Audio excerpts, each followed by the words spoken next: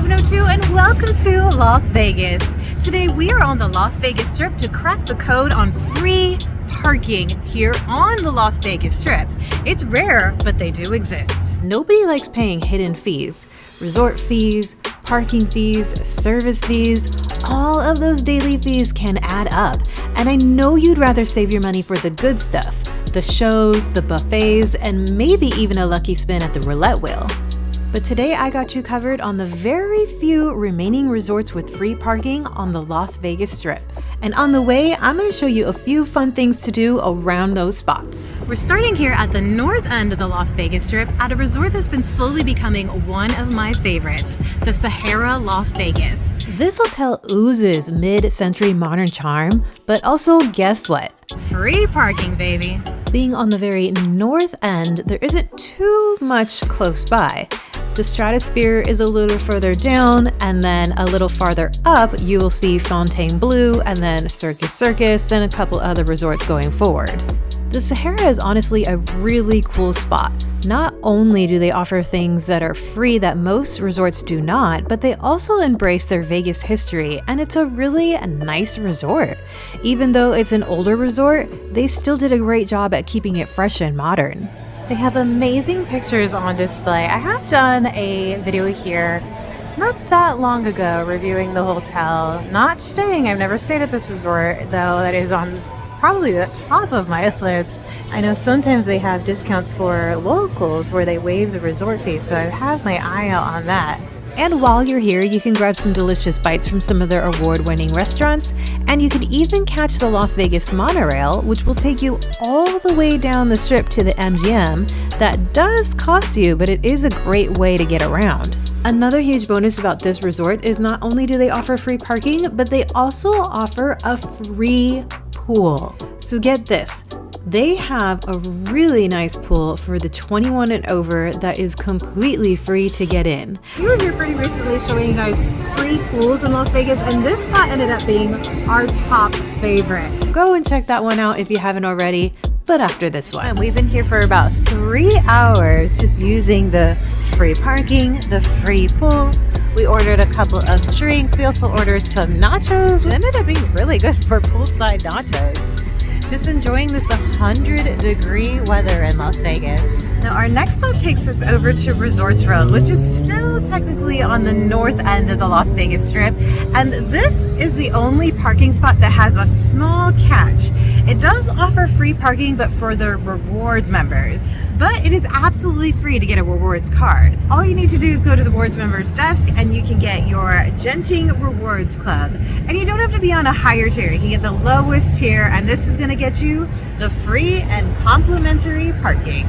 You can catch the Vegas Loop, which currently only goes to the convention center, but they are in the works of expanding it. I just heard pretty recently that they are expanding the tunnel to their first off-strip resort, so you can park for free and then catch the Vegas Loop. Resorts World does have a couple of good food options. They also have some really cool bars. I hear that they have a really great Skyview bar. I've taken you to their speakeasy, which I've really enjoyed. But I think my favorite reason for visiting Resorts World would be the amazing food court with options from all over the world. There's a boba spot here called Tiger Sugar, and we went ahead and got a black sugar boba with pearl coffee latte and cream mousse. You can definitely taste the coffee flavor in here, but it's not super strong. It's not super sweet either, which is a little surprising. I like that. That's pretty good. I noticed that half of the food court ended up being closed. I don't know if it was just the time that we were there, but because of the lack of the food options at the food court, I wanted to show you guys another spot that I thought you might enjoy that is close by. If you park at Resorts World, you'll have a quick walk over to the Wynn Las Vegas and also Encore. Right across the street are a few of my favorite gems like the Peppermill, which is an absolute Vegas must-do, and I've taken you guys there before, but it's a timeless must-stop with some really great food and drinks. And it's currently happy hour, so we had to come into the Fireside Lounge here at the Peppermill. Check out this place. It's so retro. I love it here. It's one of my favorite spots in town. There is a full bar here. They've got appetizers in the lounge, as well as, of course, the restaurant has plenty of food. I've shown you guys that a few times though. But here during happy hour, which is from 3 to 6 p.m. daily, they have specials on well drinks, beers, and house wines, but they also have $6 specialty drinks. I got the creamsicle, which is orange rum, whipped cream vodka, and ice cream. It sounded like the best of both worlds. A treat and a drink. It's 100 degrees out and this is perfect right now. This is delicious. Oh my god. It's like a adult milkshake, an orange adult milkshake. This is absolutely fantastic. And look how big it is. Usually happy hour drinks are small, but it looks like they're regular price to drink just on a special during happy hour. Alright, this is a must do. Their big one here is the Scorpion, which is 64 ounces. It's got a signature cocktail with 2 shots of rum, a vodka, and cherry brandy. Also across the way, you'll find Tacos El Gordo, which I have shown you guys a few times. Actually, in my last video, we were over at their spot on the south end of the Las Vegas Strip. It's a popular taco spot in Vegas, and it normally has really long lines here on the north end. I do frequent the spots that I recommend. And if you saw my last video, you know I am a new fan of the mulas. Not only the tacos, but the mulas. Oh, yes. However, if you do have access to a car, I would highly suggest checking out the spot that we were at in the last video, which is just about a mile from Mandalay Bay. I think because they see a lot of customers here, they don't spend as much time as they can on the ingredients that they do over there. So for instance, the tortillas here I saw were in a bag, but over there they were making it right in front of you.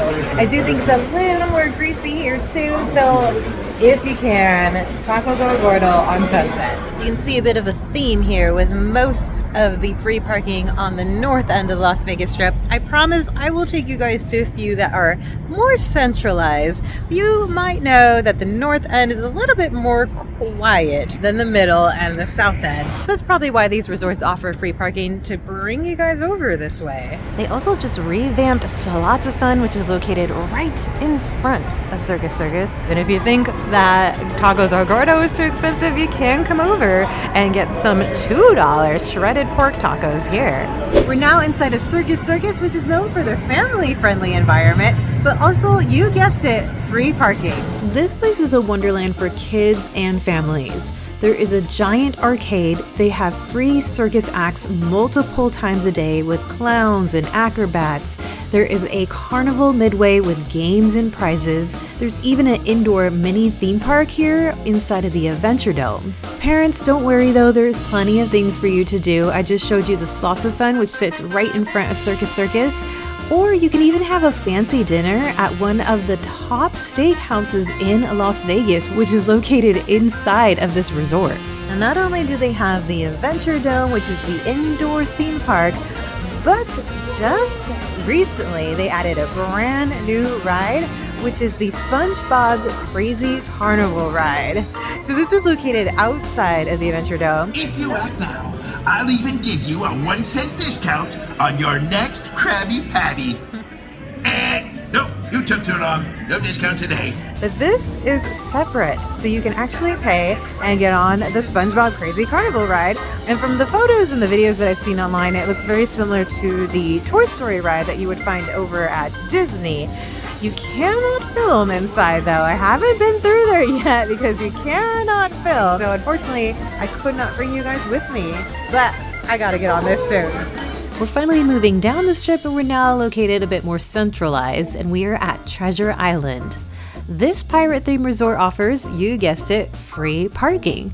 Treasure Island is more than just a pretty facade though. This is the free tram to the Mirage, which tram to the Mirage is out of service for renovation. So I was just thinking about that the other day. While the Mirage turns into the Hard Rock, I was wondering if this would still be in service. Makes sense that it wouldn't be, but it's kind of surprising that it is already closed, since we still technically have about, I don't know, maybe 6 weeks or so until the Mirage closes for those renovations.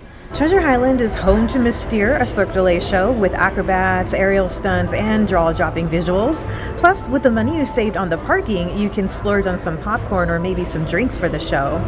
I heard they just opened up an arcade, an adult arcade that I wanted to check out.